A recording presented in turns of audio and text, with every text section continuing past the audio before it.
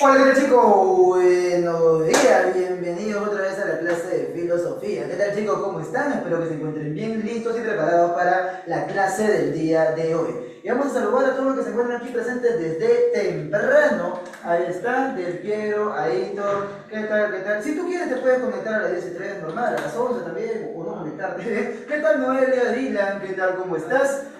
Bien chicos, vamos a comenzar la clase porque les comento, les cuento, les informo, les hago partícipes, les notifico que el tema del día de hoy, Angelina, es bastante, pero bastante extenso, es largo, es denso y es bastante duro también, porque son demasiados conceptos que tenemos que ver en esta semana.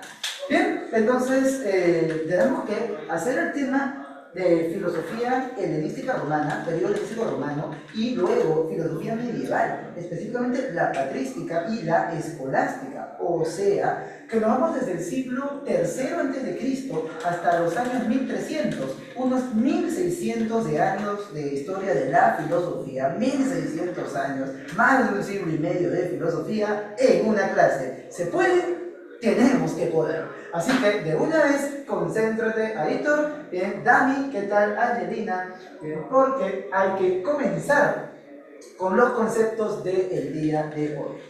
Bien, en los años 1600. Ya, entonces vamos a ver, de arrancar con esta primera etapa, este primer periodo, llamado el famoso periodo helenístico romano. Y bueno, ha venido más que nada de filosofía medieval y eso es lo que tenemos que hablar, pero no sin antes hacer referencia a las escuelas helenísticas. Ya chicos, a ver, hay que recordar ciertas cuestiones fundamentales. Mientras hacemos la pizarra, escucha lo que te voy a decir. Cuando estuvimos en la clase pasada hablando del periodo ontológico, vimos a dos grandes filósofos. Uno era Platón, otro era Aristóteles. Recuerda, Platón era discípulo de Sócrates. Y así como Platón tuvo su maestro Sócrates, él fue maestro también de Aristóteles. Y justamente tras la muerte de Platón, la academia, que era el lugar donde se impartían las enseñanzas de la escuela platónica, supuestamente tenían que pasar a manos de Aristóteles, porque pues él era el discípulo cercano, era uno de los más inteligentes, y dicho sea de paso también lo acompañó por 20 años. Pero por unas cuestiones de nepotismo y también de que Aristóteles era meteco, era extranjero, no le dieron a él el mando de la academia. Aristóteles triste, decepcionado, como cuando en el sorteo de la empresa te quieres ganar algo y nunca te ganas nada, se fue a de nuevo su tierra, ¿no? En este caso pues él venía de esta gira, y de pronto va a entrar en contacto con un gobernante, ahí está, con un gobernante que ustedes quizás conocen. Este gobernante es Filipo II de Macedonia. ¿Ya? No, y Carlomagno no era. Filipo II de Macedonia, que tenía su hijo. O sea, Filipo II de Macedonia era conocido pues, por haber unificado Grecia. ¿Ya? Es como que agarra con su ejército y lleva a la Grecia, la Hélade, a su unificación. Y justamente él tiene un hijo que de chibolo lo manda a estudiar con Alejandro Magno. ¿Bien? Justamente, ahí está con Aristóteles, el buen Irán, Alejandro Magno. A él estoy haciendo referencia. Su hijo, de Filipo II de Macedonia, toma el imperio que le deja su viejo y crea una de las más grandes expansiones territoriales que hemos visto hasta la fecha. Ese es el llamado imperio de Alejandro Magno y él es el que va a transformar toda la cultura griega que había existido hasta el momento. Este discípulo de Aristóteles, Angelina, que se me hace bien curioso, ¿no? Como uno de los más grandes filósofos de la historia, fue el maestro directo de uno de los más grandes conquistadores de lo que se tiene registro.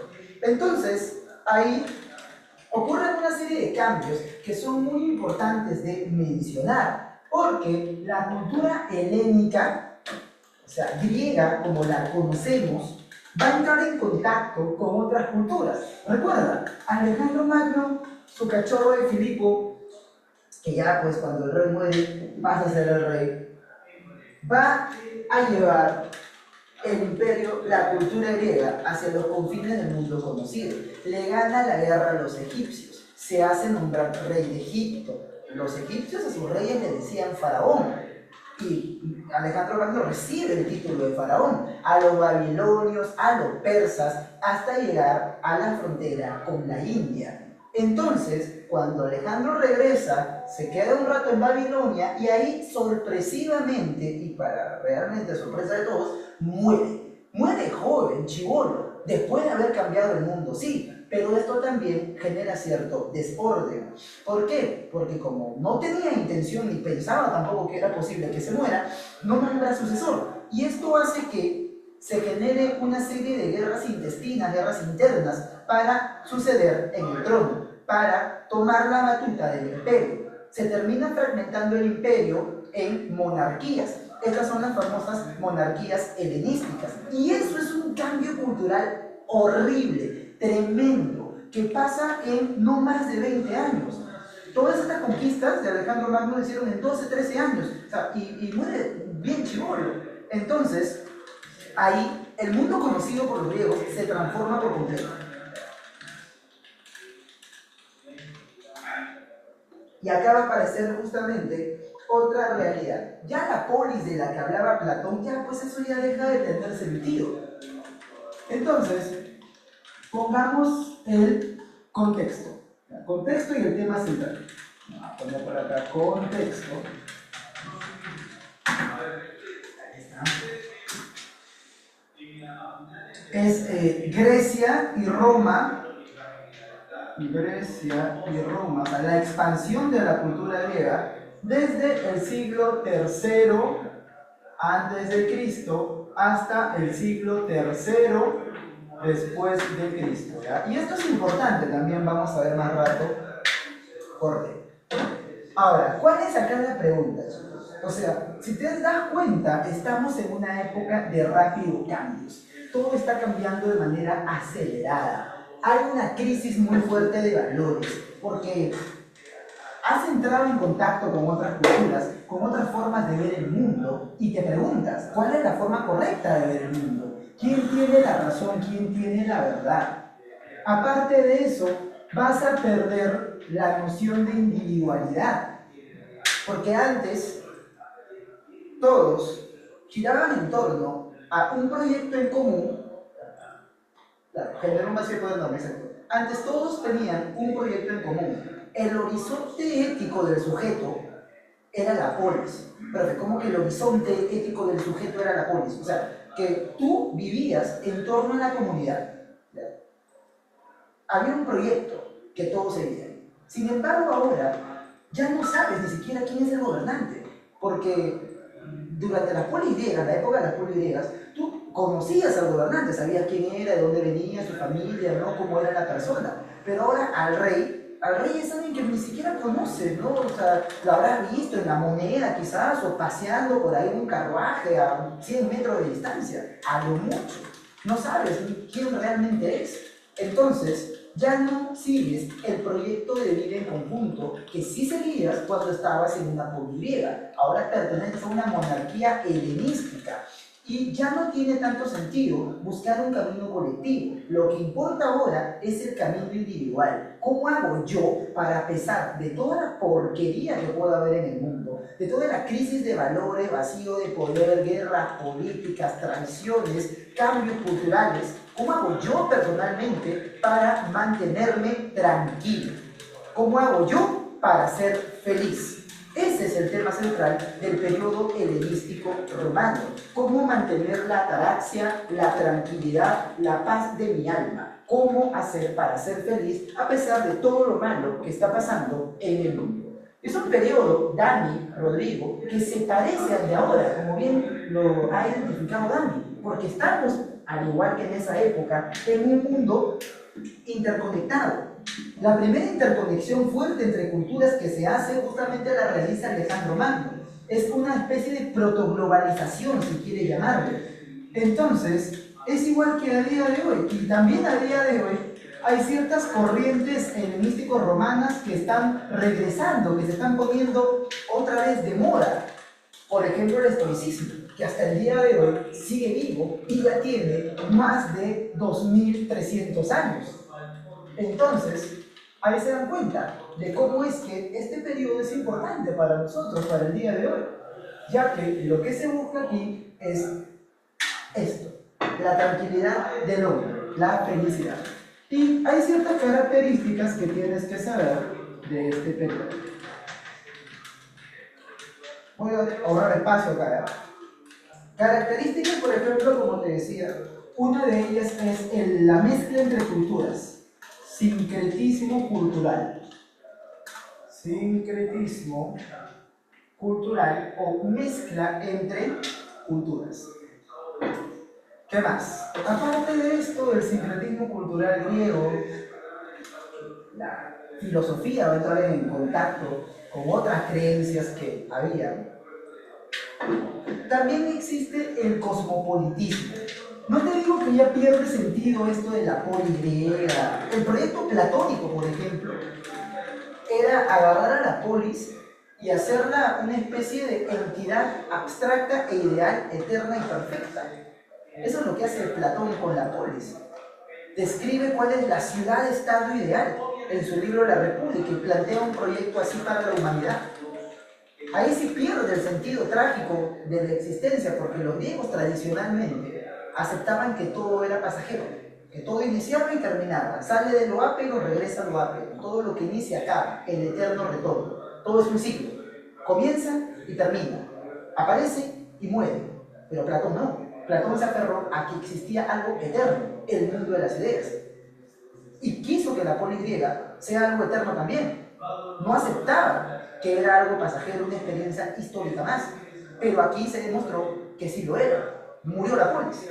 Alejandro Magno entierra la polis, la ciudad-estado. Entonces, aquí vamos a tener esa mezcla entre culturas y aparte de esto, una congregación de múltiples personas en espacios que antes no estaban congregadas. O sea, es como que durante la época de la polis, tú abrías la puerta y veías a gente igual a ti, racialmente hablando para empezar, que muchos les pesa la boca para decir que las polis griegas, Atenas, Esparta, tenían unidad racial. Muchos les pesa la boca para decir eso. Había extranjeros, obviamente, pero se veía quiénes eran simplemente con la fisionomía. Intelectual también. Entonces, ahora abres la puerta y ves a todo tipo de gente. Ves un persa por ahí que está caminando, ¿no? Que acaba de llegar. Ves, abre la puerta, ves también a un babilonio, a un egipcio haciendo matemática, a un judío estafando como siempre. Entonces, las cosas son distintas. Por eso ya yo no me considero ciudadano de mi polis, sino yo me considero ciudadano del mundo. A eso se le llama cosmopolitismo. Hay memes de eso, de que los judíos son usureros, ahí pues, es un estereotipo. A él se le llama cosmopolitismo. O cosmopolitanismo también. Pero bueno, ¿qué significa eso? Ser ciudadano del mundo. Entonces ya yo no me identifico con una región en específico. Ahora yo soy ciudadano del mundo. Fundamental. Entonces, sincretismo cultural, cosmopolitismo. Aparte de esto, muy bien Dylan, tenemos la noción del individuo. O sea, acá ya yo no estoy en un proyecto social ni me identifico con los demás. Acá yo estoy solo. Cada uno vela por sí mismo. Aparición de la noción del individuo. Individualismo, pero no es individualismo en el sentido de egoísmo, simplemente es un cambio. O sea, yo ya dejo de ser miembro de un engranaje, ¿no? De una polis y soy un ente autónomo. Vamos a poner por acá. Autonomía del individuo. Autonomía del individuo. Y también acá hay un interés ético. O sea, la pregunta acá va a ser ética, pues, ¿cómo comportarme? ¿Qué hacer? con mi existencia. A esto va a hacer referencia este periodo. O sea, acá no me importan las teorías sobre el ser, cuál es la estructura fundamental de la realidad. Acá no me importa hablar de cómo está constituido el cosmos, el universo, o al menos no tanto, ¿no? Acá más urgente es resolver cómo hacer nosotros para estar tranquilos. A eso se apela. Y justamente va a venir otra seguidilla de filósofos que van a cambiar la noción de la ética, van a proponer ciertas doctrinas para alcanzar esa tan ansiada felicidad. Y ahí aparecen las famosas escuelas helenístico-romanas. Tenemos entonces una primera escuela que es el llamado cinismo. Escuelas helenísticas. Y acá, chicos, vamos a pasar por ellas. Vamos a ver.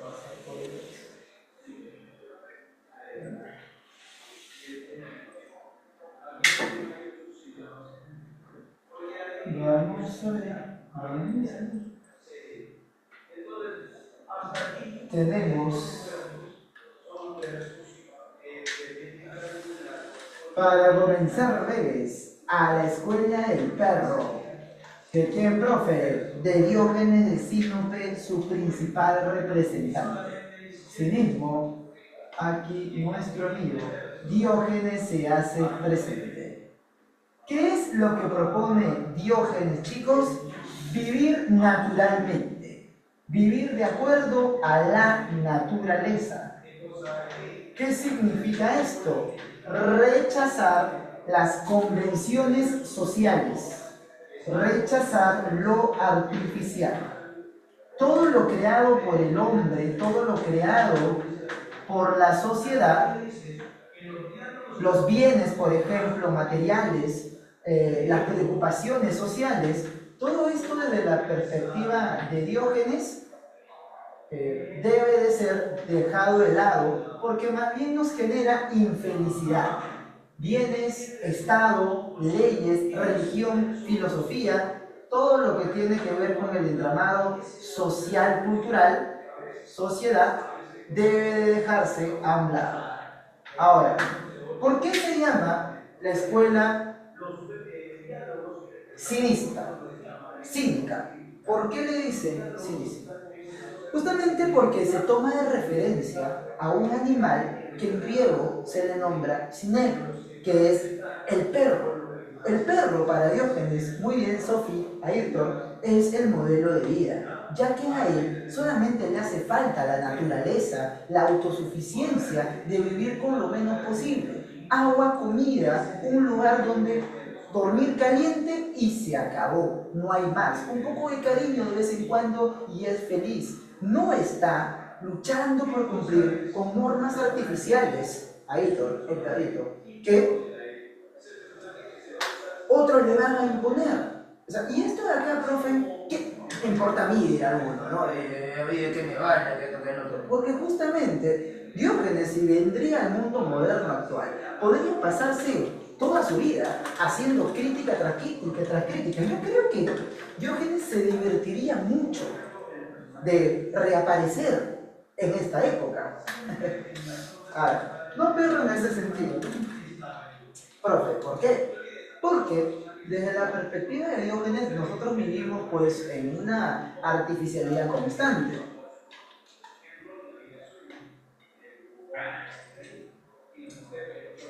Por ejemplo, las redes sociales. Buscar aprobación y validación de otras personas. ¡Ay! Lo subo porque a mí me gustó, ¿no? Subo una foto de mi cabello porque a mí me gustó. Pero si es la que te gusta a ti, pues la dejas en tu galería o la subes a Pinterest, ¿no? O sea, si la subes a una red social, es porque quieres que la vea la sociedad.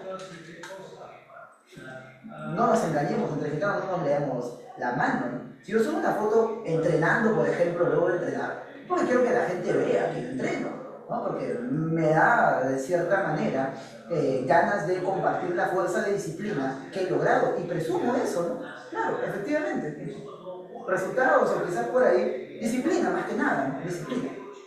Entonces, está bien, o sea, todos utilizamos las redes sociales, pero a veces algunos llegan a sufrir, y ahí está el detalle, en que no te cause sufrimiento. Si te causa motivación del Piero, está bien, pero tampoco tienes que ser dependiente. O sea, tu motivación no tiene que depender de eso. Ahí está, exacto, Dani, ahí está, que se vuelven dependientes de la valoración de otras personas. O sea, ¿tú crees que un perro necesita estar viendo qué filtro le va a meter a su fotito para que se vea borrosita y sea estética?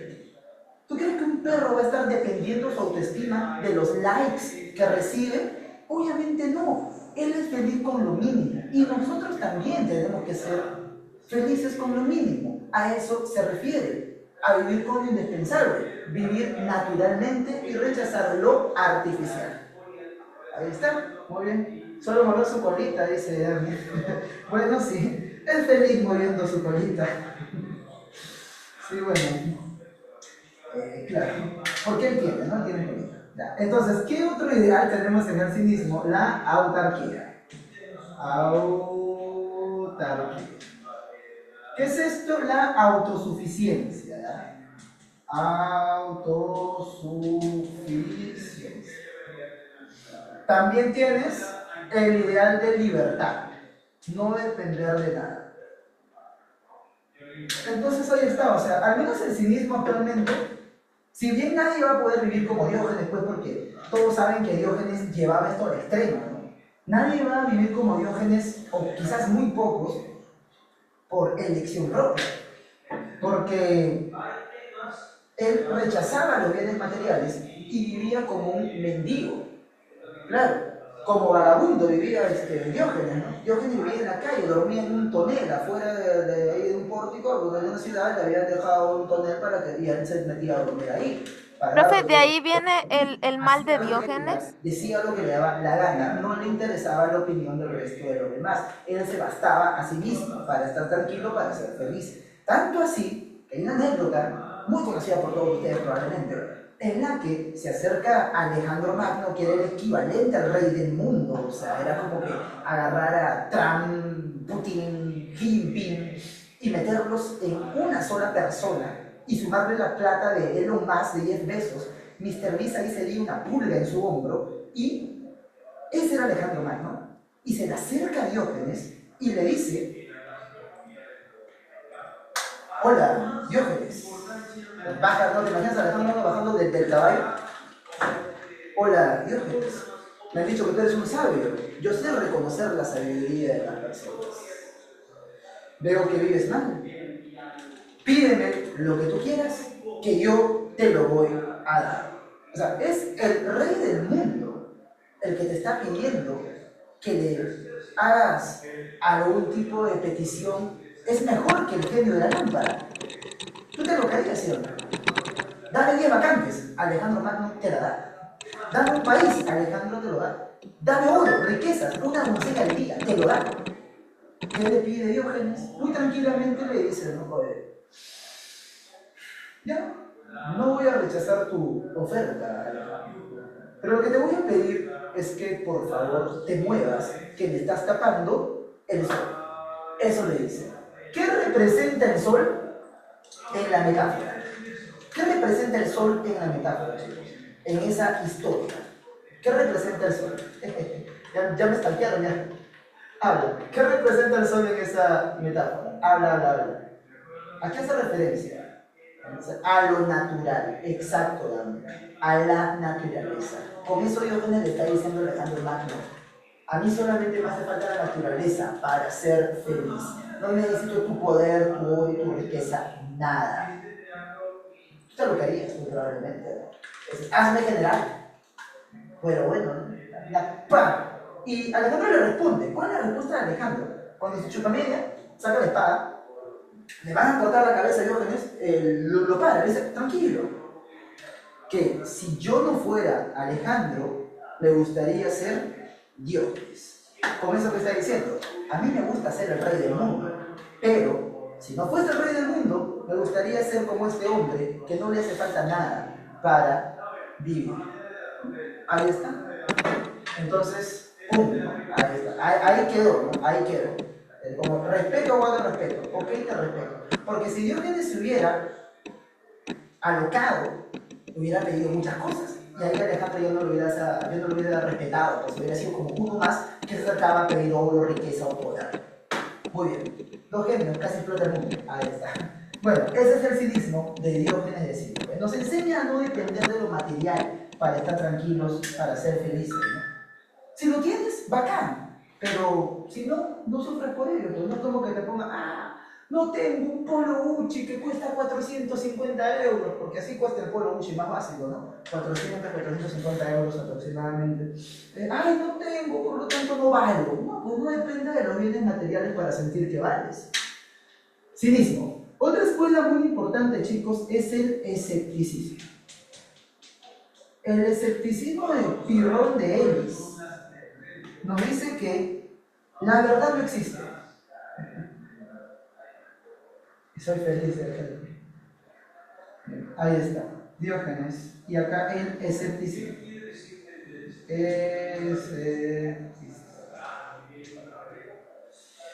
Ya. Este es Pirrón, ya había escrito esto, me he desconcentrado en mi comentario. ¿Qué piensa Pirrón de Elis? Pirrón de Elis, chicos, piensa que el conocimiento no es posible de lograr. La verdad no existe básicamente para él.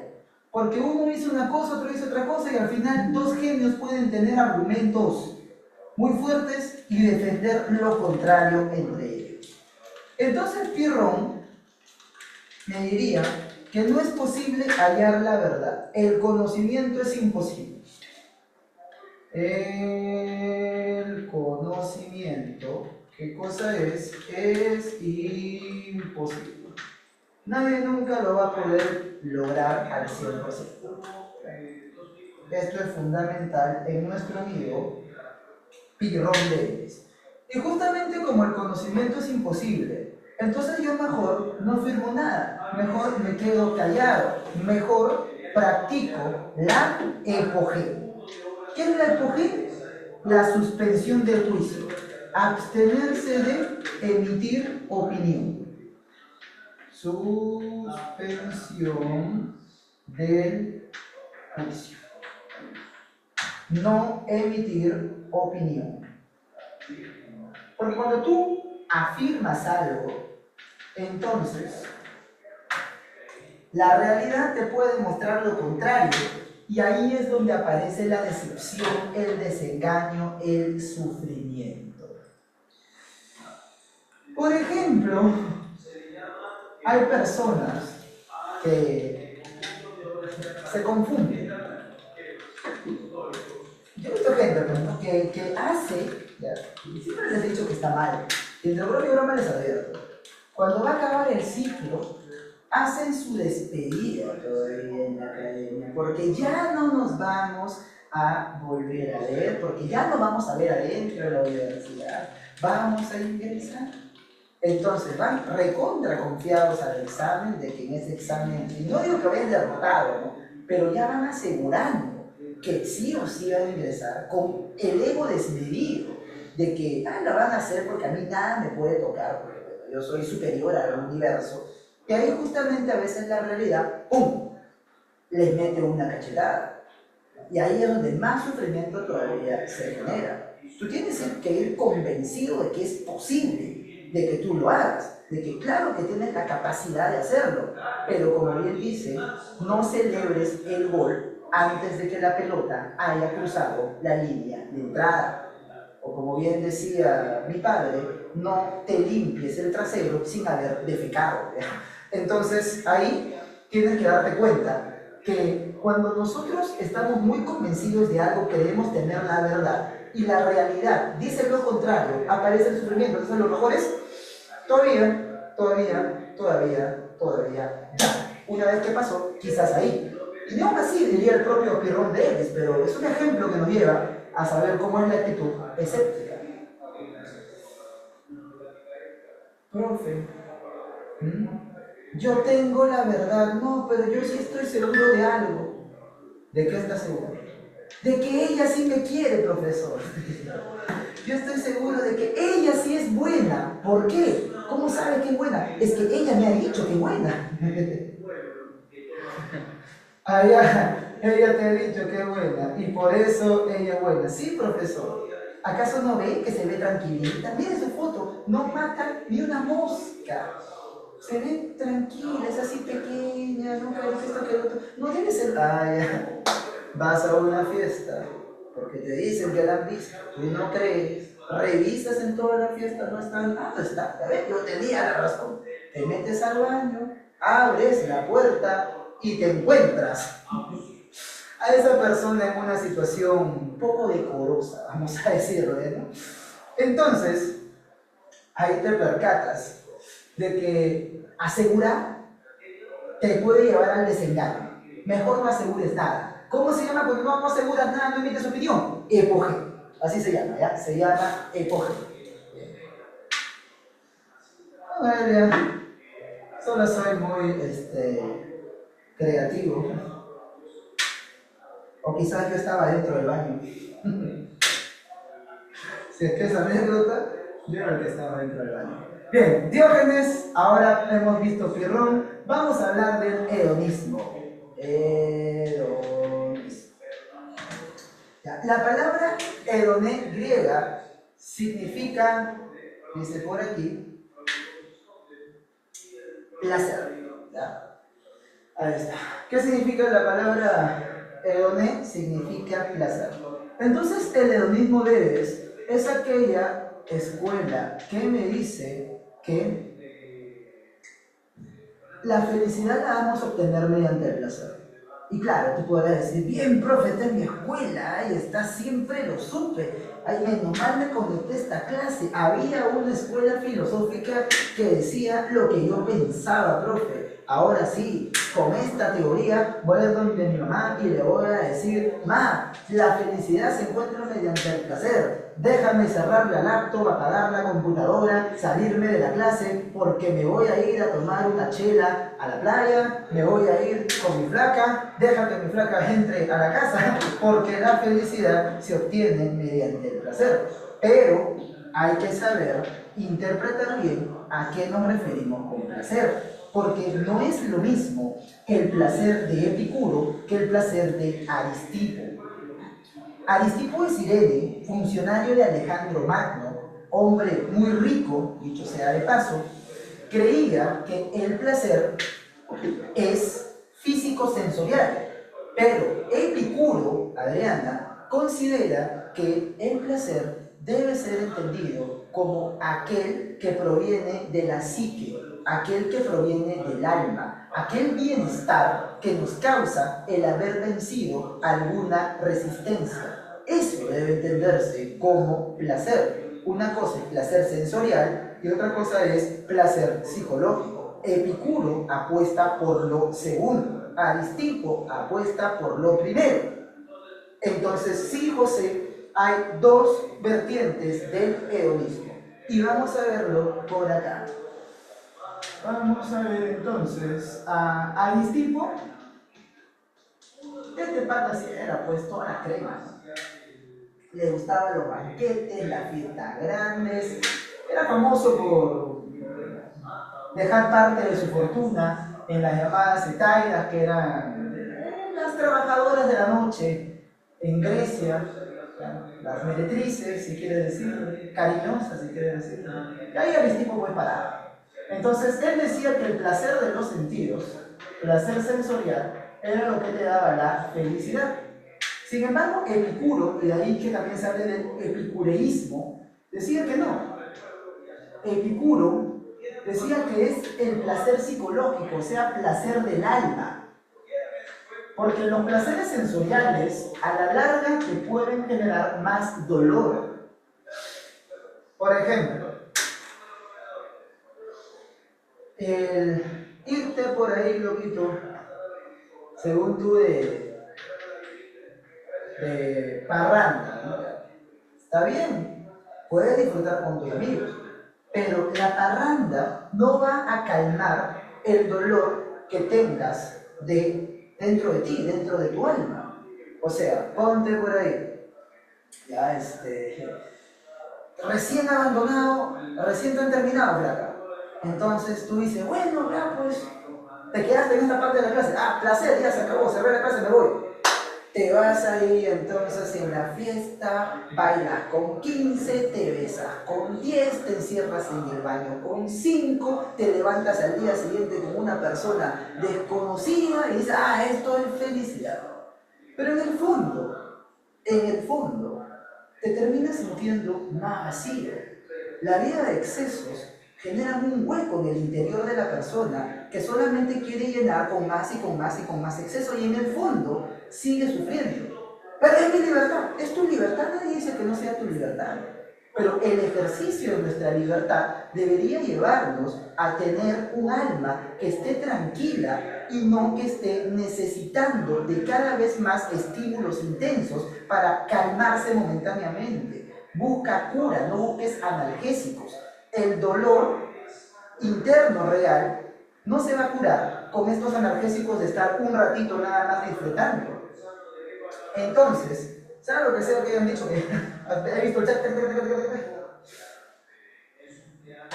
El dolor que tienes que curar es el dolor del alma a través de la hedonía estática, de los placeres duraderos. ¿Está, chicos? Ahora, acá aparece un concepto fundamental que es el concepto de ataraxia, ¿ya? Que sirve también para el estoicismo, por si acaso, ¿ya? El concepto de ataraxia sirve también para el estoicismo. A ver, vamos a buscar otro color, este moradito. ¿Ya? Ataraxia, profe. ¿Qué significa ataraxia? Significa la imperturbabilidad o tranquilidad del alma. Eso es lo que debemos de buscar. Por ejemplo, Epicuro le tenía, no rechazo, pero sí te advertía al respecto del amor apasionado, por ejemplo. Porque cuando tú le abres la puerta al placer del amor apasionado, que es placer psicológico, también puede ser físico, ¿no? Pero sobre todo el placer psicológico, porque cuando dos enamorados están juntos, por más que simplemente estén sentados en el parque, se están mirando así mutuamente, sienten una sensación que muchos ahora investigadores modernos han equiparado en intensidad a la sensación que te puede dar ciertas sustancias psicoactivas. O sea, realmente están disfrutando del contacto mutuo, del mirarse, del estar ahí uno al otro. Pero recuerda, lo que es capaz de llevarte al cielo también te puede hundir en el infierno. Y solamente lo que es capaz de hundirte en el infierno es capaz de llevarte al cielo. Bien, Dami. Entonces, ten mucho cuidado si le abres la puerta a eso. Mucho, mucho cuidado. Mejor ya estar tranquilo, diría Epicuro. Porque si no, tu alma va a estar en el vaivén. Y déjame decirte que durante tu proceso de preparación, te conviene estar en ataraxia, pues. Te conviene estar tranquilo. Claro, no vas a disfrutar, ¿no? De eso bonito, pero tampoco vas a sufrir de la parte fea. Entonces, Profe, pero es como trabajar toda la semana para gastar todo el fin de semana. O sea, es ilógico. sí, exacto, pero depende también del tipo de amor que uno tenga. Ahora, en la juventud es difícil de tener un tipo de amor realmente saludable. No digo imposible, pero sí es un poco difícil. Ahora, ¿qué es la aponía? La ausencia de dolor físico. O sea, por probabilidad, mejor quédate tranquilo.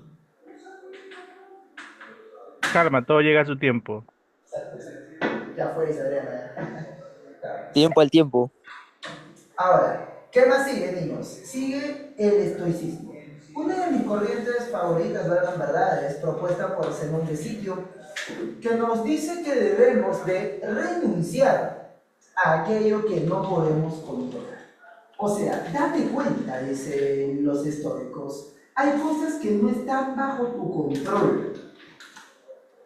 Y aquello que no está bajo tu control carece por completo de sentido que te empecines en cambiarlo. Eso solamente es una vía al sufrimiento, es una garantía para el sufrimiento. Y aparece Zenón de Sitio, Epicteto y el emperador estoico Marco Aurelio también. Hay una frase muy pero muy famosa: soporta y renuncia. Acepta el orden natural. Aceptación del orden divino, aceptación del orden natural. Hay cosas que no están bajo tu control. Por ejemplo, ahora ya se viene el frío. Hoy amaneció, al menos acá en Lima, bastante nublado. A mí personalmente me gusta más el frío que el calor. Pero imagínate que no me gustase el frío. Entonces, me imagino pues en ese momento diciendo, levantándome, llegando al salón, haciendo todo molesto, ¿no? Haciendo lo contrario a la recomendación del estoicismo. Por aquí no, imagínate, ¿no? que sea como Rodrigo Tinca, que sea que porque hace frío, Hércules, esto que el otro, que hace frío, que esto que el otro, porque hace frío, y así sucesivamente. Una pregunta. Si yo me chanco la cabeza en la pared, puñeteo, reniego, Angelina, Dani, ¿van a cambiar las cosas? Imposible. No, pues imposible. Sí puede cambiar para usted. Su vida se puede desgraciar por algún golpe o algo así. Pero a lo que me refiero es a que va a cambiar esa realidad contra la que yo estoy luchando. O sea, va a dejar de hacer. No. A eso me refiero. No, pues no. No va a dejar de hacer frío. Le da un derrame cerebral y se claro, o sea, el único que se hace daño, como ustedes dicen, soy yo. Por golpearme me puede dar un derrame cerebral, o quizás, no sé, me puedo caer por renegar. El único que sufre soy yo. O un infarto y morirse por la presión de la rabia, ¿no? Exacto. Entonces, no tiene sentido que yo esté renegando por algo que no puedo controlar. El clima es lo que es. ¿Qué sí puedo controlar? Si tanto frío tengo, me pongo chompa. Eso puedo controlar. Tengo mucho frío, me pongo mi chompita. Eso sí. Eso está bajo mi control. Pero hay cosas que no lo están. Entonces, hay que aprender a aceptar ese orden natural, ese orden divino. Y claro, también las personas son como son. Así como el clima no se puede cambiar, las personas tampoco es que se puedan cambiar. Son como son, no son para tu gusto. Ni siquiera a veces las personas se gustan a sí mismas y van a estarte gustando a ti. No tiene sentido que intentes eso. Por ello mejor hay una frase acá que es soporta y renuncia. Soporta el destino y renuncia a querer controlar lo que no puedes controlar. También hay un concepto fundamental que es el de la disciplina. Vamos a ver. Disciplina y resignación. Ahora, escucha bien. Muchos creen que la resignación estoica es quedarse de brazos cruzados. Muchos creen que la resignación estoica es... Muy bien, Dani, excelente. No, de verdad, yo creo eso. O sea, y lo aprendí cuando mi abuela me dijo, ¿y vas a poder hacer algo para que ella haga algo distinto? Y yo tengo un chajito. Y yo dije, no, no puedo hacer nada. Entonces no es tu problema. Claro, Y yo, ah, ok. tal cual, ese es un consejo así netamente estoico, pues. Claro, pero ahora, yo no es que me voy a quedar de brazos cruzados ante todo, ¿no? No es que, por ejemplo, ¿no? Imagínate que llego a la casa de mi abuela, gente, y ahí está mi tío. Y cada vez que mi tío me ve, me mete la mano. O sea, me pega, ¿no? me tira un puñete. A eso me refiero. Gracias. Gracias por la aclaración. Sí, ok. Entonces, a ver, no es que, me resigno, ¿no? Soy estoico, ya, bueno, no, ya. No. Lo que hago es hacer todo lo que esté en mis manos para frenar eso. Me voy a la comisaría, lo denuncio, ¿no? Digo, ¿sabes qué? Me están agrediendo, esto que lo otro. Eso es lo que puedo hacer. Pero si ya me tiraron el puñete, yo no puedo retroceder el tiempo para cambiar que me hayan tirado el puñete. Entonces, la resignación implica hacer todo lo que está en nuestras manos para cambiar las cosas que deseamos cambiar, pero si entendemos que ya está fuera de nuestros límites, pues ya fue. Claro, como dicen, uno no aprende las leyes de tránsito por uno mismo, uno las aprende por los demás, porque sabe que siempre hay algún loco que no sabe hacer las cosas, se mete y uno tiene que aprender a manejar por eso, o sea, para cuidarse de los demás, no para uno ser el mejor. Claro, entonces ahí te percatas, ¿no? Mira, ¿sabes qué? Hay cosas que yo no voy a poder controlar. Por ejemplo, a veces, ¿no? Cuando saco el auto, manejando, sí. Yo no puedo controlar que el chamo se pase la luz roja con la combi, ¿ya? ¿Qué es lo que puedo controlar? Puedo controlar aprender a manejar mejor, saber esquivar, tener los frenos bien cuidados, ¿no? Que tengo que cambiar de pastillas, de verdad, de hecho, tener mis pastillas de freno bien nuevecitas para evitar chocar. Eso es lo que puedo controlar. Después del resto, viene y se acaba. Muy bien, ahora sí, entonces ahí aparece el estoicismo de Zenón de Citro, ¿ya? Por si acaso. Ahora sí, niños, que hemos pasado por esto, vamos a hablar de la época medieval. ¿Ya? La época medieval es muy, pero muy interesante y hay muchísimos conceptos que tenemos que saber. ¿Bien? A ver, a ver. Entonces, profe, has explicado que la resignación es un concepto muy diferente, ¿no? Sí, claro, no es quedarse de brazos cruzados. Ese es el estoicismo, ¿verdad? Claro, sí, esta pertenece al estoicismo. La resignación en el estoicismo es hacer todo lo posible de lo que está en mi control.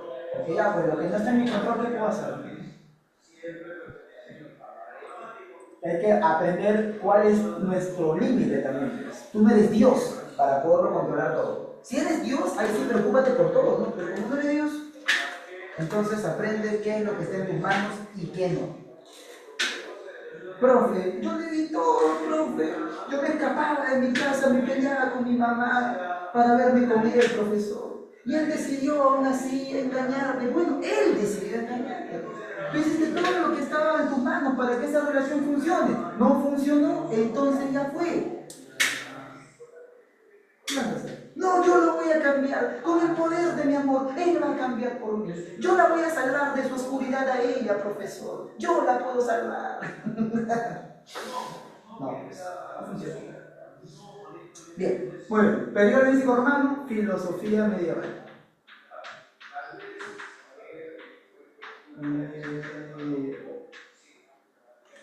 Bien, chicos, aparece un fenómeno extremadamente interesante. Claro. Yo en el primer caso. Entonces, les mencioné hace rato, y no por gusto, a los judíos. Los judíos son un pueblo muy interesante, chicos. Ellos, a diferencia de los griegos, van a ser monoteístas. ¿Qué significa esto? Significa que solamente tienen un Dios. Y eso de tener solamente un Dios y de tener un libro sagrado es base para que se vuelvan bastante dogmáticos. Aparte, como fueron esclavizados en Egipto, entonces ellos van a tener que resistir esa tiranía, esa opresión por parte de los egipcios y se van a volver extremadamente cerrados. El pueblo judío tiene un trauma de que fueron arrancados de su tierra y llevados a otro lado como esclavos. Entonces, cuando el judaísmo entra en contacto con el helenismo, ahí surge un cambio fundamental dentro de ellos. A ver, no sé si es que tenemos ahorita a la mano el contexto histórico necesario para entender esto, ¿verdad? Pero miren, vamos a hacerlo rápido, pero presten atención. Entre el siglo III antes de Cristo y tercero después de Cristo, exactamente al medio, ¿quién aparece, chicos? A ver. ¿Quién aparece entre el siglo III antes de Cristo y tercero después de Cristo? Hablen, hablen, hablen. Cristo, pues obviamente, ¿no? Aparece Jesús de Nazaret, el llamado rabino Yoshua. El Mesías. Jesús de Nazaret. Claro. Depende. Mira, es una figura histórica. Sí existió como hombre. Ahora, que ese hombre llamado Yoshua ben Yosef, en hebreo, ¿no? O Jesús, como tú lo conoces, Jesús de Nazaret, Jesús hijo de José, por eso Yoshua ben Yosef. Que ese hombre haya hecho milagros o haya resucitado al tercer día para salvarnos del pecado porque era hijo de Yahvé, Dios Padre Todopoderoso, ya, eso ya depende de ti si lo crees o no.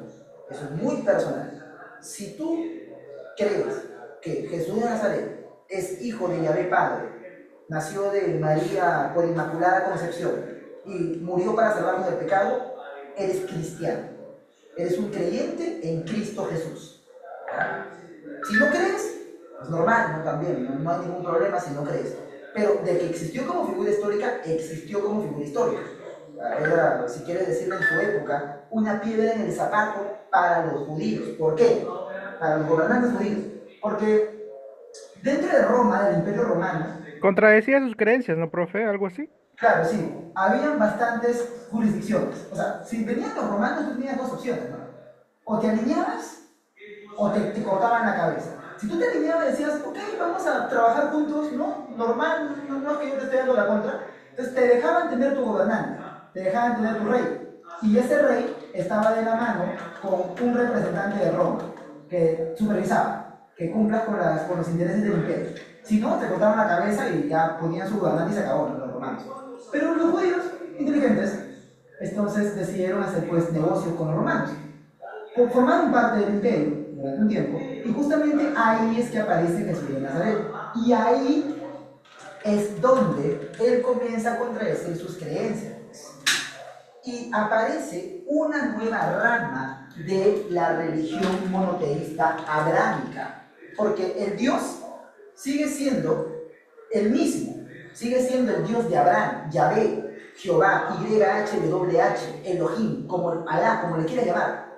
Es el mismo, el Dios de Abraham. Pero ahí viene la diferencia, que algunos creen que Jesús de Nazaret es el Mesías y otros no creen que Jesús de Nazaret es el Mesías. Los judíos no creían. Entonces, esto se funda al inicio. El cristianismo es, dentro del judaísmo, una secta. Al inicio, repito, al inicio el cristianismo es una secta al interior del judaísmo, una facción que aceptaban que Jesús era el Salvador, creían que Jesús era el Salvador. Entonces, Rodrigo, ya te cuento la historia si la quieres saber, ¿qué pasó ahí? Justamente lo llevan ante Poncio Pilato, que era el representante en ese lugar de los romanos, y Poncio Pilato lo que hace es una jugada como buen romano, extremadamente práctica, pues. Él dice, yo en este hombre no encuentro ningún atisbo de revolución y de rebelión, porque los judíos van a tirar de él, le dicen a Poncio Pilato, que es el gobernante, ¿no? El representante de los romanos, le dicen, no, él quiere hacer acá una revuelta. Cuando se entrevista con Jesús, le dice, ¿y tú qué será? ¿Qué quieres? Yo solamente vengo a decirles la verdad. Romano, pues, práctico, ¿no? Se ríe. La verdad. Ya, la verdad.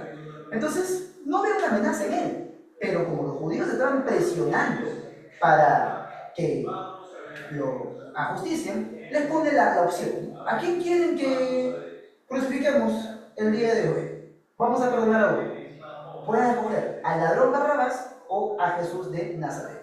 Y obviamente los judíos escogen que se salve Barrabás y crucifiquen a Jesús. Y Poncio Pilato, y esta es la metáfora, se quita todo tipo de responsabilidad, se lava las manos.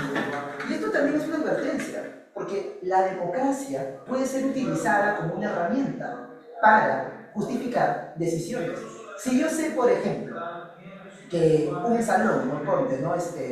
La mayoría está a favor de algo que yo quiero que se haga, por ejemplo, está a favor de una recuperación. Entonces vengo con el administrador, con el tutor, chicos, vamos a dejarlo a democracia. ¿Hay recuperación o no hay recuperación? Y yo sí quiero que haya, entonces pues lo dejo ahí, ¿sí? Y se lava las manos. Entonces ahí se dan cuenta. La democracia puede ser utilizada para estas cuestiones. Tu sagrada democracia, pues. Ahora, entonces ese cristianismo, chicos, es importante hablar. Ese cristianismo que inicialmente es una secta perseguida por los propios romanos y por los propios judíos, va a volverse más adelante la religión oficial del Imperio Romano. Claro, y luego ya se volverá perseguidor, pero inicialmente es una secta dentro del judaísmo, dentro de Roma, y eso se termina volviendo la religión oficial del imperio, porque en verdad ese monoteísmo es bastante útil si queremos darle a un pueblo, a una nación que es muy diferente entre sí, que tienen distintos orígenes, una identidad que los amalgame, que los haga uno solo, porque el Dios judío, o sea, Yahvé, que también es el Dios cristiano, ¿no? O sea, Jehová, no es un Dios local, como puede serlo quizás los dioses griegos que estaban en el monte Olimpo. No es un Dios con un color de piel específico, es un Dios abstracto, es un Dios universal. Y como es universal, está Dani en todas partes del mundo. Y tú de cualquier parte del imperio lo puedes adorar. Entonces conviene. Pero tampoco lo vas a nombrar a todos judíos. Entonces, como el cristianismo apareció en esa época, entonces era lo más adecuado. Ahora, también algunos eran realmente creyentes. Entonces todo se conjuga para que el cristianismo llegue a ser la religión oficial del Imperio Romano. Y una vez que llega, cambia el mundo por completo. Ahí justamente aparece el tema central de la filosofía medieval. Pues. Claro, Adriana, porque ¿cómo vamos a hacer para justificar las creencias que tenemos porque somos cristianos? Ya que los filósofos tradicionalmente han querido encontrar la verdad mediante la razón, pero los cristianos van a aceptar la verdad por fe, revelada por Dios, en el libro sagrado donde está la palabra de Dios, la Biblia. Entonces, ahí viene la gran pregunta. ¿Qué relación hay entre la fe y la razón? A eso le llamamos el problema de las dos verdades, la verdad de fe y la verdad de razón. ¿Cómo es que se conjugan? ¿Qué relación tiene una con otra? Ahora sí estoy tranquilo porque te he trazado el puente. Justamente la filosofía griega helenística, al entrar en contacto con la religión judía, que es dura, rompe esa pecadura y brota de ahí el cristianismo, fruto de la colisión de la cultura griega con la religión judía. Y ese cristianismo es utilizado por Roma para hacer su religión oficial.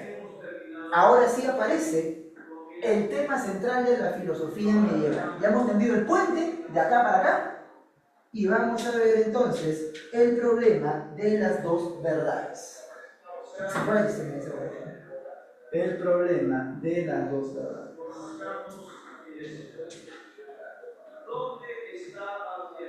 De las dos verdades. ¿Cuáles son las dos verdades, niños bonitos, niños hermosos? Fe y razón. Fe y razón. ¿Qué relación va a haber entre ambos? Y aquí, entonces, va a aparecer la primera etapa. ¿Cuál es la primera etapa? La primera etapa es la patrística, o también de los padres doctrinarios de la Iglesia.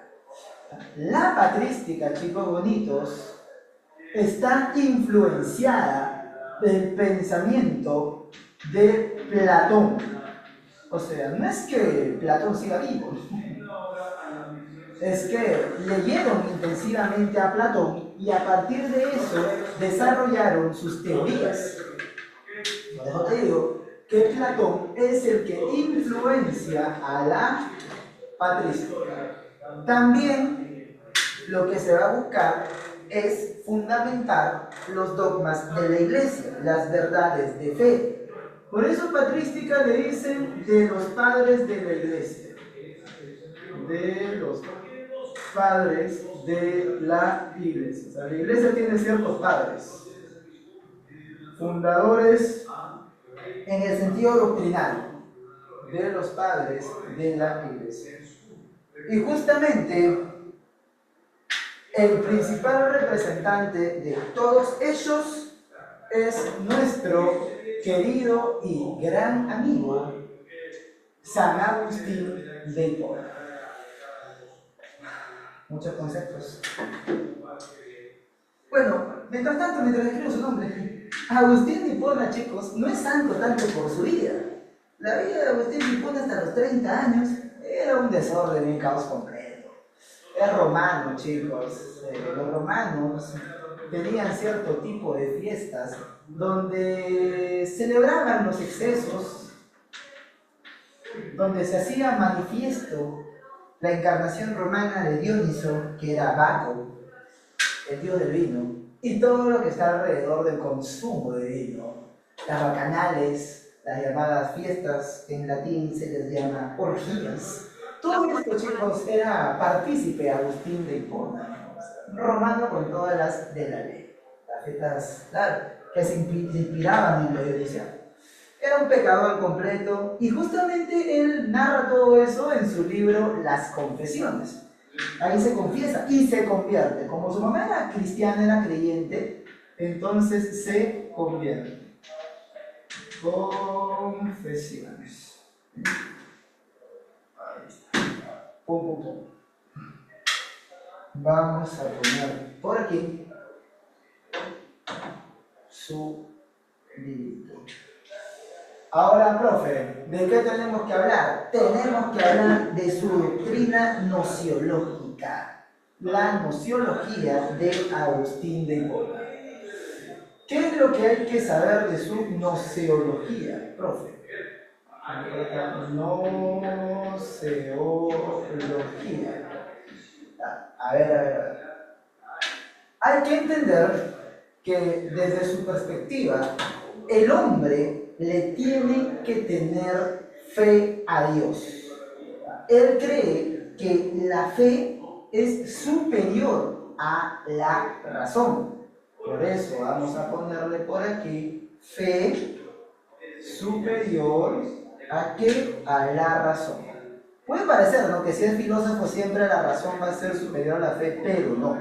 Hay una frase incluso que él tiene: creer para entender. O sea, primero es la fe y luego es la razón. Creer para entender. Entonces, como primer pasito, el hombre le va a tener fe a Dios y Dios lo que va a hacer es darle la verdad directamente a su alma. Pero todo va a depender entonces de la fe que el hombre le tenga a Dios. Ahí está Dios, siendo perfecto, el hombre se conecta con él y Diosito se la introduce. ¿Dónde lo quito? ¿Dónde te pone Dios la verdad? ¿Dónde? En la claro, justamente. Pero, Dami, la cabeza, ¿sabes qué simboliza, Dami? Simboliza la razón. ¿Ya? El conocimiento, el pensamiento. El conocimiento, sí, la razón, pero no es directamente en la razón donde Dios te va a revelar la verdad, sino te la va a revelar al alma. Una cosa entonces será la cuestión racional y otra cosa es la cuestión espiritual. Dios te revela la verdad directamente a tu alma o a tu psique. Ahí es donde deposita la verdad. Ahí está. Y profe, la razón va a ser el tercer paso. La razón te va a servir para defender la verdad que Dios te ha puesto directamente en el alma.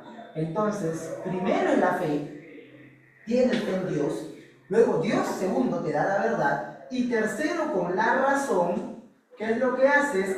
Defiendes esa verdad ante los herejes, ante los ateos, ante los impíos. Entonces, este proceso va a recibir un nombre. Claro, exacto. La razón es sierva de la fe, efectivamente, ahí, tal cual tú lo dices. Creo para entender, se va a subordinar. Esto de acá tiene un proceso, chicos bonitos, tiene un nombre, este proceso tiene un nombre. Tiene un nombre que Dios me regala la verdad directamente a mi alma. Se le conoce como la iluminación. ¿Verdad? Ten mucho cuidado con eso. A esto le llamamos la iluminación. Y es la tesis agustiniana del conocimiento. ¿Verdad? Mucho cuidado.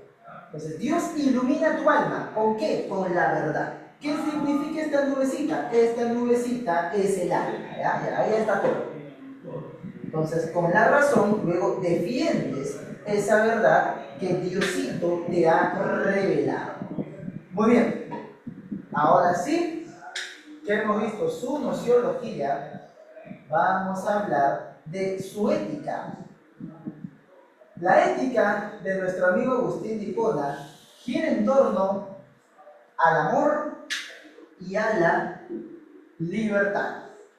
Vamos a poner por acá la ética de Agustín de Hipona. Justamente, chicos, Dios le da al ser humano la capacidad de decidir qué hacer. Porque Dios no tiene un plan para cada uno de nuestros días. O sea, no existe un destino personal. Un destino colectivo sí, que más rato te voy a enseñar que es la divina providencia, pero por el momento no existe un destino personal. O sea, Dios no ha decidido que hoy te pongas polo blanco, Dios no ha decidido que hoy estés sin sandalias, que hoy almuerces chaufa, que hoy almuerces pollo, no sé.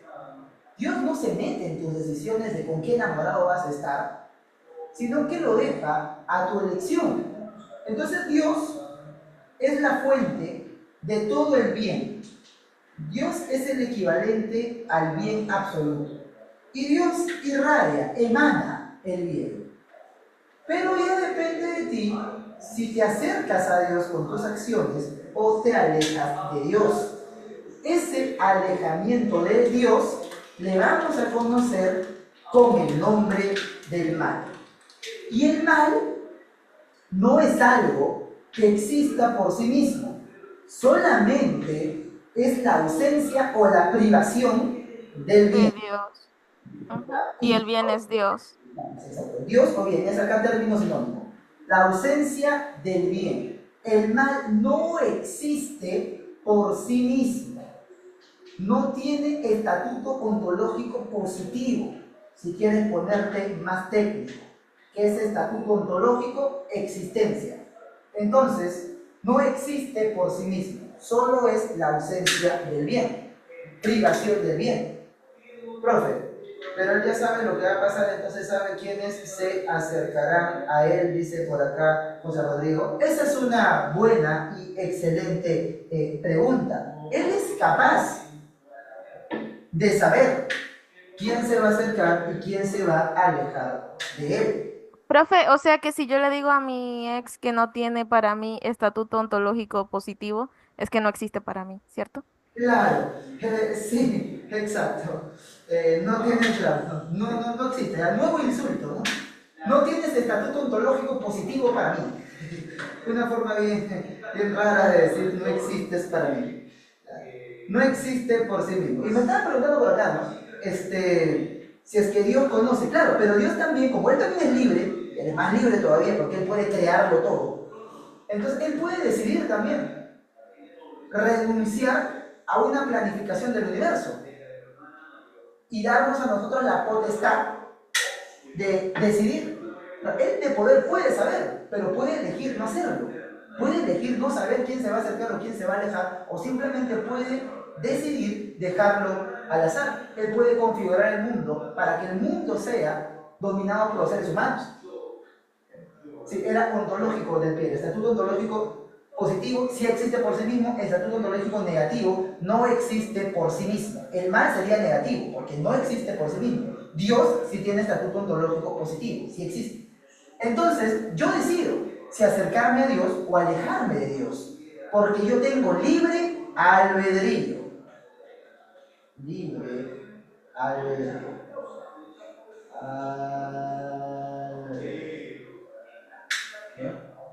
Ahí está.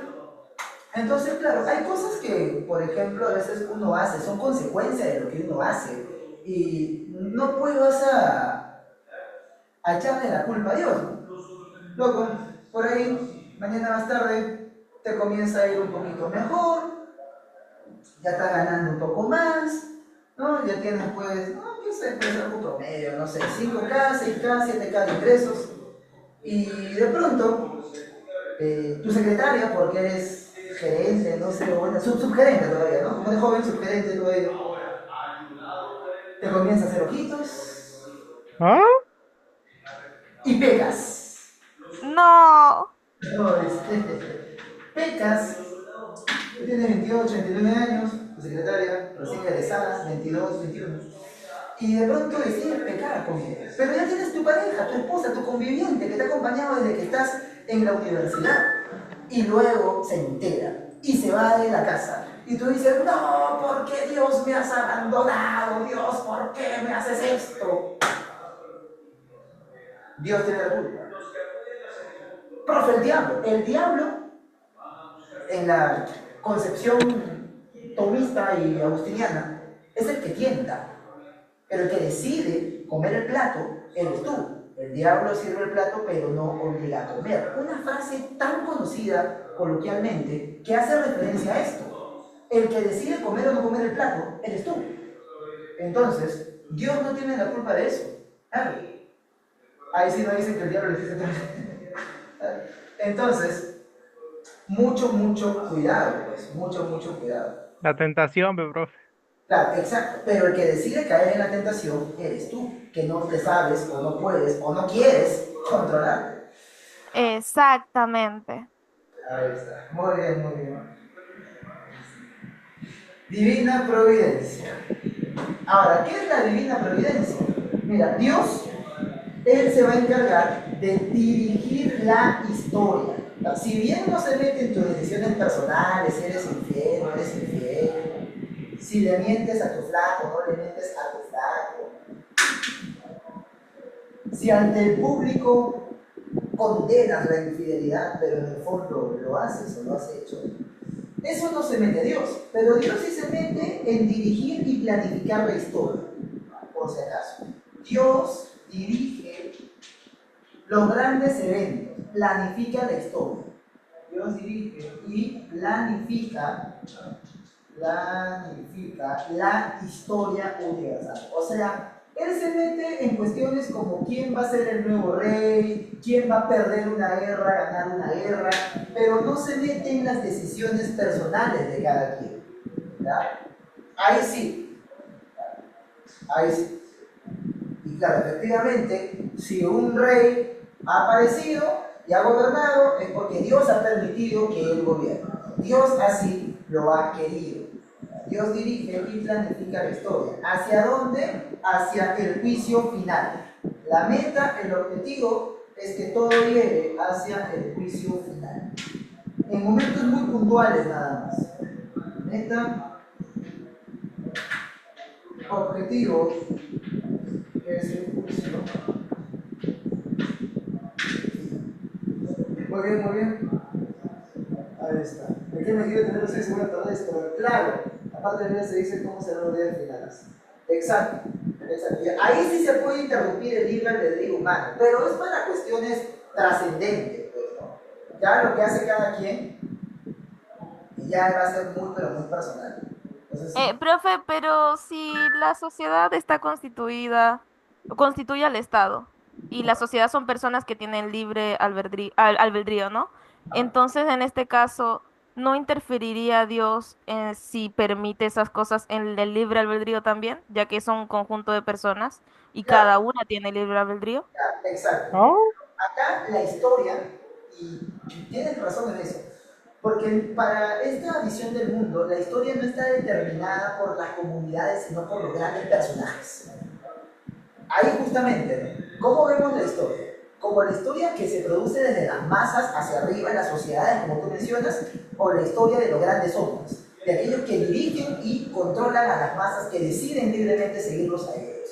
Ya, Agustín lo va a ver como la primera, como la segunda opción, como que de los grandes hombres. Él habrá tocado a Napoleón. O Napoleón sea que al ser un grande, pierdo mi libre albedrío. Eso significa, porque ahora Dios maneja mi vida. no del todo. En momentos puntuales puede intervenir para que se incline la balanza lo menos posible, simplemente lo necesario para que se llegue al punto que él quiere, pero no va a escoger qué medias te vas a poner ese día. Pero si las medias que te pones van a determinar el curso de la batalla, ahí sí, entonces sí, puede intervenir, ahí sí se va a meter, pero justamente es para la historia, eso ya fue parte de la divina providencia. ¿Bien? Entonces, en torno a eso que claro, está bien, está bien. Sí, ahí está. Y es una cuestión, ¿no? Que muchos me dicen, ¿no? Profe, entonces, ¿no son incompatibles la libertad y la divina providencia? Claro que son compatibles. Hay que darse cuenta en qué momento se podría perder el libre albedrío. Pero en el día a día, más allá de esa cosa, ya que el general se haya metido con otra chica, o que haya estado con un general más, no sé, es un personaje. Muy bien, ahora sí, vamos a hablar de un concepto fundamental también, que es el famoso concepto de la creatio ex nihilo. Ponemos por acá, concepto de la creatio ex nihilo. ¿Qué es esto, profe? Dios crea el mundo a partir de la nada. Muy bien. Dios crea el mundo a partir. Y esto es importante, chicos, porque por ejemplo en Platón hay una figura que es el demiurgo. No sé si lo hablamos. Pero bueno, para Platón, el demiurgo es el que organiza la materia preexistente. Para Agustín de Hipona no. Para Agustín de Hipona, lo que hace Dios es crear el mundo a partir de la nada. Entonces, Dios crea el mundo desde cero, desde la pura y dura nada. Creatio, creación, ex, a partir, nihilo, nada, de la nada. Nihil significa nada, nihilo, de la nada. Entonces, ahí está la, claro, dependencia del mundo respecto, y sí, pues depende por completo. Exacto, Dani. En el primer libro del Génesis pueden encontrar la manera simbólica en la que se expresa esto hacia los seres humanos. Muy bien, muy bien, muy bien. Ahora, habiendo visto esto, chicos, vamos a pasar a hablar lo necesario con respecto a la época de la escolástica. ¿Ya? Ahí está.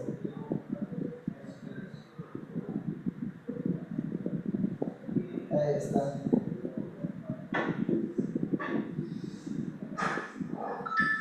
Bien, bien, bien. Y entiendes, comprendas que las cosas son producto de tus decisiones y de tus elecciones. Como dicen por ahí, Dios reparte las cartas, pero no juega tu mano. Te pueden haber tocado buenas cartas, malas cartas, ¿no? Estás jugando poco. Naciste en Noruega, naciste en Finlandia, naciste en Alemania. Bueno, te tocaron un par de ases. Naciste en Perú, te tocó un 10 y un 9. Naciste en África, un 2 y un 7. Pero ya depende de ti cómo juegas tu mano.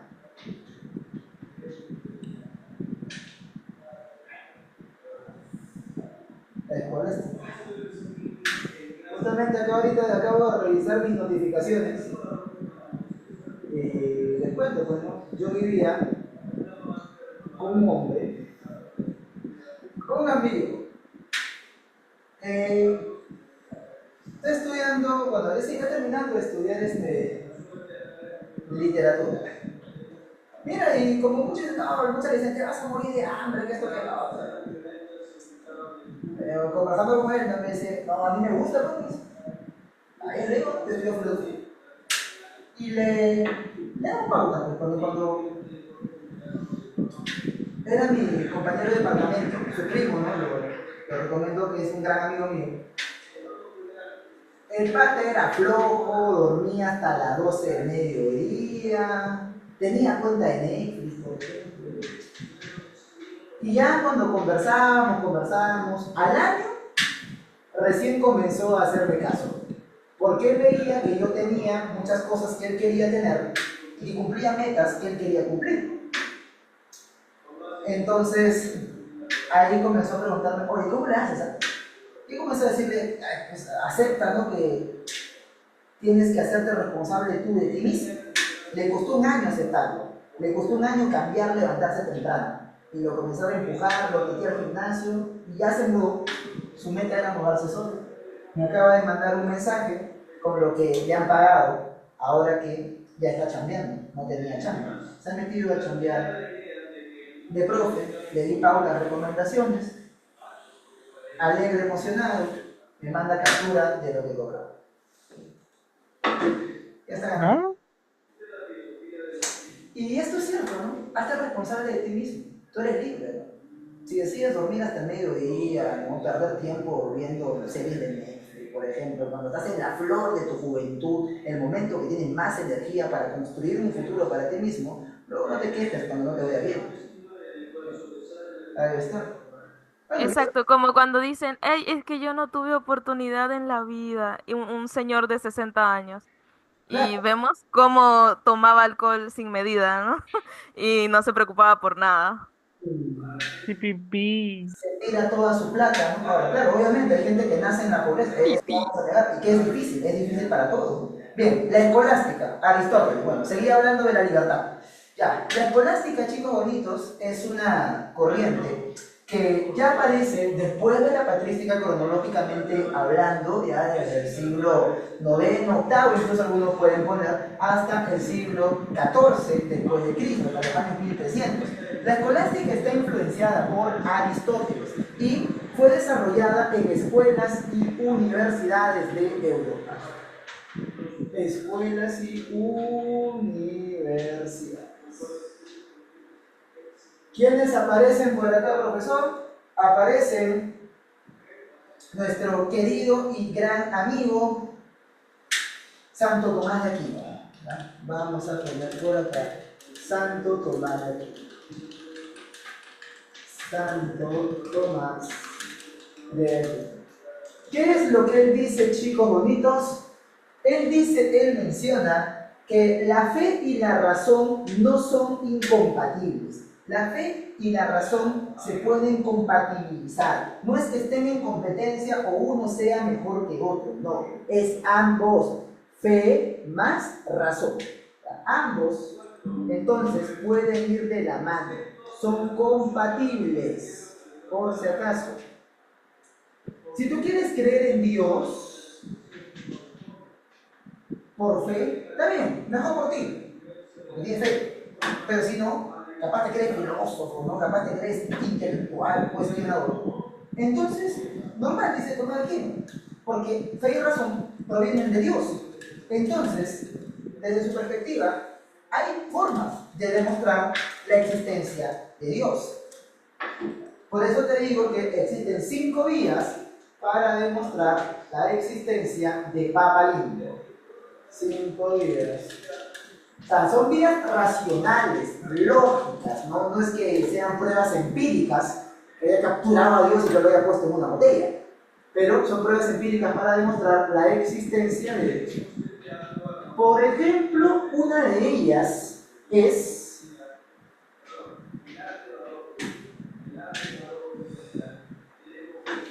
la vía del movimiento, que es la primera vía, que es la misma del primer motor inmóvil, pues. Porque para Santo Tomás, Aristóteles tenía mucha razón, ¿no? Claro. Muy bien, excelente.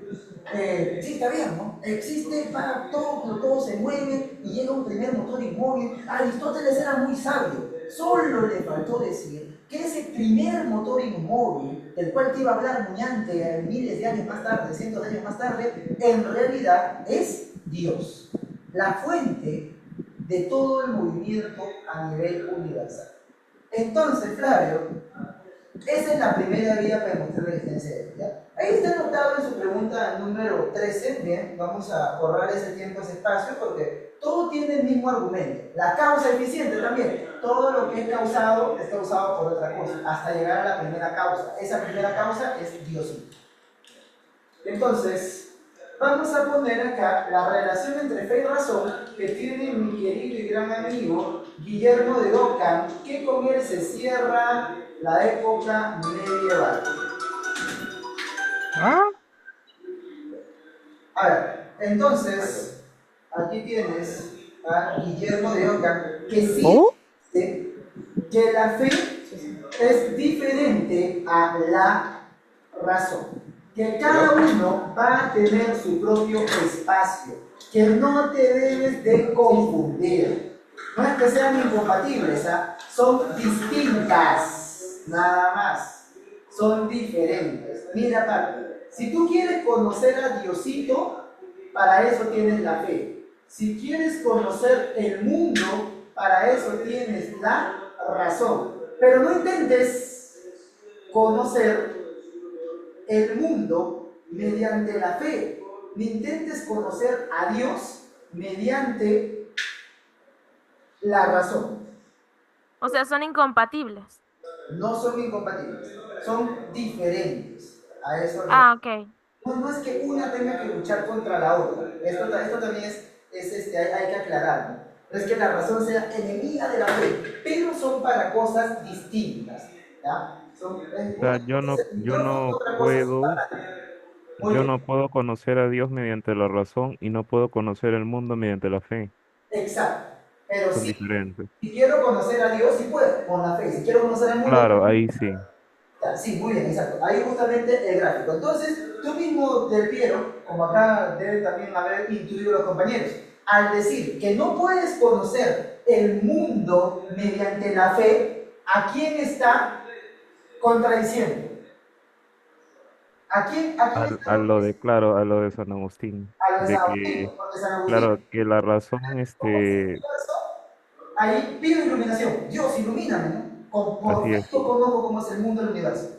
Y si dice que no puedo conocer a Dios mediante la razón, ¿quién dice que se puede conocer a Dios mediante la razón también? Tomás de Aquino. Tomás de Aquino. Entonces, justamente, Flavio está contradiciendo a Tomás de Aquino y a Agustín de Hipona. Esa es la relación entre fe y razón que trae Guillermo de Ockham. Entonces, con esto pues cierra la época medieval, porque también aparece la famosa, la llamada navaja de Ockham, y con esto se tira al piso la explicación platónica. ¿Por qué? Porque Platón, para explicar el mundo, nos dice que existe otra realidad. Pero Guillermo de Ockham dice, a ver, ¿pero por qué? O sea, ¿por qué recurrir a otra dimensión si eso hace demasiado complejo el argumento de forma innecesaria? La explicación más sencilla termina siendo la correcta. Esa es la famosa navaja de Ockham. Más sencilla es la correcta. Por ejemplo, si yo quiero decir a qué se debe la existencia de esta regla, o cuál es la fuente de la existencia de esta regla, pues lo más simple es apelar al mundo material y a la causa eficiente aristotélica, o sea, el carpintero la creó. Pero Platón se pone a hablar de un mundo de las ideas, de una esencia perfecta y eterna de regla. Entonces, tiene demasiados supuestos, como dice Dylan, esa teoría platónica. Yo prefiero una teoría que tenga menos suposiciones, que tenga menos supuestos. Entonces, por eso digo, la explicación más sencilla es la correcta. Es como que, por ejemplo, por acá veo tizas, ¿ya? ¿Y qué explicación puedo darle a que yo haya encontrado tizas? Uno, que ayer un profe las dejó y por eso se han quedado ahí las tizas. Y también puedo hacer una explicación donde hay unos duendes que en las noches se ponen acá en el salón y como son duendes utilizan estas tizas para hacer ciertos actos, qué sé yo, y pues lo dejaron acá, ¿no? Entonces, también es una explicación, pero no es la más sencilla, pues. Implicaría suponer muchas cosas, que existen duendes que tienen fiestas, que vienen a bodes, etcétera, etcétera. Entonces, esa es la navaja de Ockham. La explicación más simple es la correcta. Muy bien, ahora sí, sácalo. Y menos mal nos fuimos de corrido, porque si te has dado cuenta, esta clase es muy, pero muy extensa. Bien, bien, bien. Me olvidé de marcar, dice Adriana. Sácalo, loco, ábrelo de una vez. Quiero que lo abras muy bien, Dylan, excelente. A ver, 1. A ver. ¿Qué sale? Tras la muerte de Alejandro Magno, ¿qué caracteriza el contexto del periodo helenístico romano? Pues helenístico, ¿no? Grecia y romano, Roma. La expansión de la cultura griega y su fusión con la romana. Ese sincretismo cultural que existe entre ellos. Por eso, 1, beso. Ya. 2. Durante el periodo helenístico romano surgieron nuevas formas de entender la pertenencia social. Algunos comenzaron a promover una visión más amplia sobre la comunidad a la que el individuo pertenece, llegando a afirmar que es un ciudadano del mundo. ¿Ya? Todos subrayen ese último concepto, ciudadano del mundo. ¿Qué concepto expresa esta nueva visión de pertenencia en el periodo helenístico romano? Eso es el cosmopolitismo. Entonces, de la 2 es enano. Muy bien. 3 te pregunta, ¿a qué escuela filosófica pertenece la frase soporta y renuncia? Ya, el enigma hemos hecho por acá. Entonces, soporta y renuncia, aquí está. Soporta y renuncia, aquí está la frase y pertenece al estoicismo. ¿Ya? Entonces, ahí está. De la 3 es casita. ¿Ya? De la 4. Una joven escucha a dos personas discutir apasionadamente sobre cuál es la mejor forma de vivir. Unos quieren plata, otros sostienen que la tranquilidad espiritual, etcétera, etcétera, etcétera. Pero luego se da cuenta de que ambas opiniones tienen argumentos válidos y que no puede estar completamente segura de cuál es verdadera. Decide no tomar partido y seguir observando sin afirmar ni negar nada con certeza. ¿Qué actitud filosófica representa el comportamiento de la joven según la tradición helenística? Claro, yo no afirmo ni niego nada, ¿sí o no? Porque cuando estoy muy segura de lo que hago es así, entonces va a aparecer la decepción. Claro, chicos. ¿Qué sale? Entonces es escepticismo. Claro, 4 casas. 5. A ver, ¿cómo se define la filosofía medieval según la patrística? Ya, pues la filosofía de la patrística busca acá la razón y la fe, considera la fe cristiana como razón filosófica. Sí, efectivamente, sería casa. 6. A ver, ¿qué me preguntan en la 6? Me dice, ¿quién es el principal representante de la patrística? Pregunta de regalo, papi, pregunta muy sencilla. Ahí está, de la 6, ¿cuál es? Ya, profe, está tan fácil que ni la marco, me dicen por acá, tan fácil que ni la digo. La pregunta 6, loquito, está regalada, está fácil. La pregunta 6, te agrega al Instagram, le da corazones a todas tus historias, te manda mensaje mientras le dejas en visto la pregunta 6. ¿Cuál es la clave? Enano, muy bien, excelente. A ver, 7. Allá, entre la guerra de Ucrania, ¿no? Dice por acá, ha generado una crisis a nivel mundial. A ver, relaciona, pues, ¿qué es lo que pasa en la guerra de Ucrania?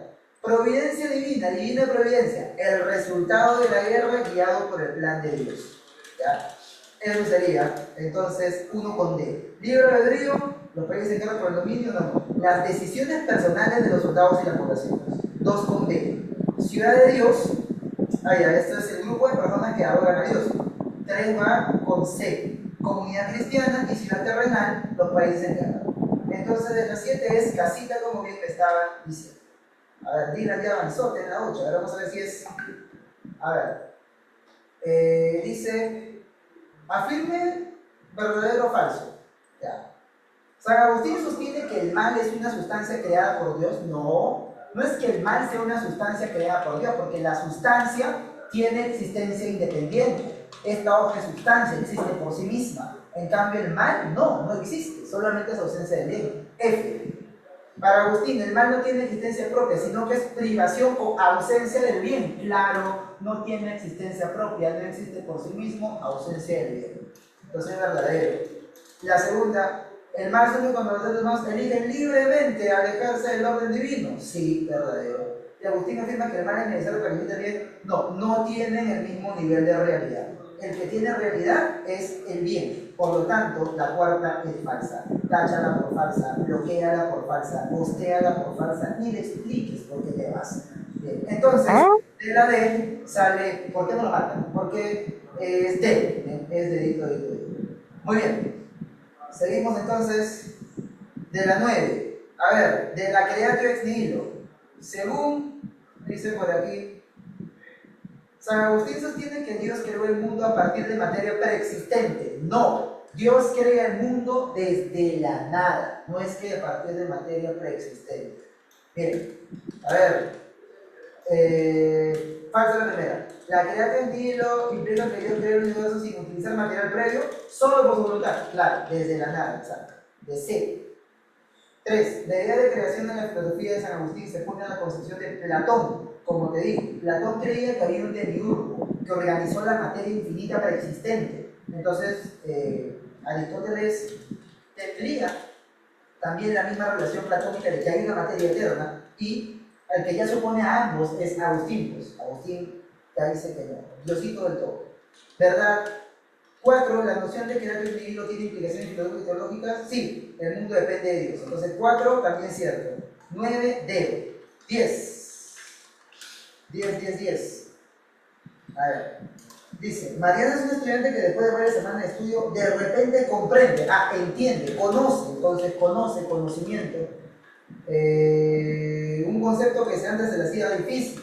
Siente, dice, que llegado a una verdad profunda que no tiene sentido lógico, sino que también parece esclarecer su comprensión de otros temas relacionados. ¿Ya? Ella atribuye este momento a una claridad de la reflexión y una guía interior que la llevó a ver conocimiento de manera diferente. Ya. Según la teoría de Agustín, ahí está, ¿no? Ya te regala porque es de la iluminación. ¿Cómo se explicaría la experiencia de María? Su conocimiento proviene de la iluminación divina que permite acceder a la verdad superior. Muy bien, del pie de iluminación, por el Agustín. 10 besos. 11. A ver, ¿por qué se le llama escolástica? Patrística, porque es de los padres de la iglesia. Escolástica, porque se desarrolla en escuelas y universidades. Ese era el método que utilizaba. Entonces, sí, escuelas medievales. 11, casa. 12. Según Tomás de Aquino, ¿cómo se relacionan la fe y la razón? Les expliqué que fe y razón son compatibles, son complementarias, ambas pueden ir de la mano. Entonces se complementan, claro que sí, ya que ambas provienen de Dios. Casa, de la 12. 13, ya pues, relación de movimiento. A ver, vía del movimiento, uno con qué va, con D, el cambio, el primer motor inmóvil. La 2, la causa eficiente, cadena de causa va con A. Está tal cual la descripción, es solamente un ejercicio de lectura y nos va a salir bastante rápido. Chicos, entonces 1D, 2 con A, 3 con E, vía de la contingencia, 4B y 5C. Está para que lo copies directamente al cuaderno, si es que quieres hacerlo, bien, completando acá esto de las 5 vías de tomada de aquí. Y si entonces de la 13, como bien dice Dylan, es amor.